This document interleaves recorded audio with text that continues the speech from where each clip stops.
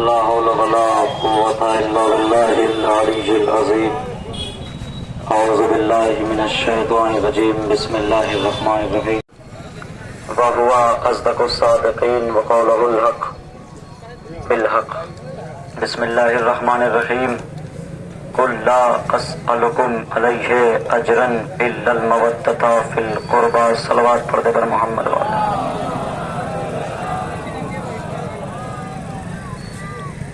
عزیزان محترم، ماتم داران مظلوم کربلا، پرسہ داران یاد رکھیے، اگر ہم نے صرف جلوس کو اپنے امام باڑوں میں ختم بارگاہوں میں اپنے درگاہ کے اندر ختم کر دیا ہوتا تو یاد رکھیے یہ صرف آزاداری ہوتی، پر یہ جلوس آج سڑکوں پر نکل کر کے یہ پیغام دے رہا ہے کہ دیکھو امام حسین تو ایک انسانیت کے لیے گلا کٹا رہے تھے، مذہب کے لیے نہیں کٹا رہے تھے، ایک قبیلے کے لیے نہیں کٹا رہے تھے، صرف انسانیت کے لیے کٹا رہے تھے۔ کیونکہ آج دیکھیے اربعین کا وہ منظر ہے کہ جہاں پہ صرف شیعہ نہیں ہے، صرف سنی نہیں ہے، صرف عیسائی نہیں ہے، بلکہ پوری انسانیت کا مجمع اربعین کے موقع پر امام حسین کی خدمت میں نذرانہ عقیدت پیش کرتا ہے۔ اس سے عبرت یہ حاصل ہے کہ امام حسین نے جو قربانی دی وہ صرف ایک قبیلے کے لیے نہیں دی تھی، پوری انسانیت کے لیے دی تھی۔ ایک قبیلے کے لیے زہرا کے لال نے اپنے گھر سے اپنی ماں بہنوں کو لے کر کے، اپنی بیٹیوں کو لے کر کے رخصت نہیں ہوا تھا، بلکہ یہ جلوسوں کا ہجوم یہ امام باڑوں سے نکل کر کے سڑکوں پر علم یہ اس بات کی دلیل ہے کہ یہ انسانیت کی ایک پیغام ہے جو امام حسین نے دی ہے۔ ایسے ہی نہیں کہ مصائب کے موقع پر اور فضائل کے سماج بھی خوش ہوتے ہیں اور مصائب پر آنسو بہاتے ہیں۔ آئیے بس اسی سے میں اپنے آغاز گفتگو کو سمیٹوں کہ پٹنہ کا ایک واقعہ جہاں پر ایک خطیب مسائل میں جب اس نے ذکر کیا، کیا ذکر کیا کہ جب عصر عاشور حسین کا ایک بچہ پیاسا تھا تو ایک مرتبہ حسین نے اس کو اپنے ہاتھوں پہ اٹھایا اور کہا ظالموں،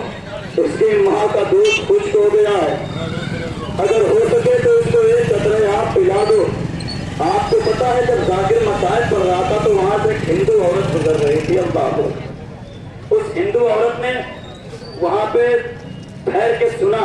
کہ خطیب پڑھ کیا رہا ہے۔ وہ ہندو عورت کھڑی ہوئی تھی، خطیب نے پڑھا کہ حسین نے اپنے بچے کو ہاتھوں پہ اٹھایا، اٹھانے کے بعد ایک مرتبہ فوج اعلیٰ سے کہا اے ظالموں، اس کی ماں کا دودھ خشک ہو گیا،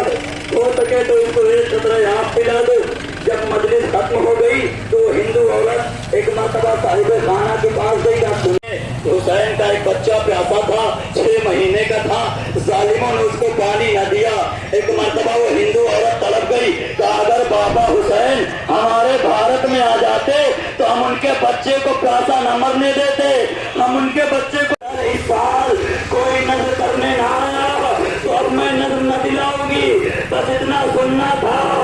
کہ آنگن میں کتابوں کی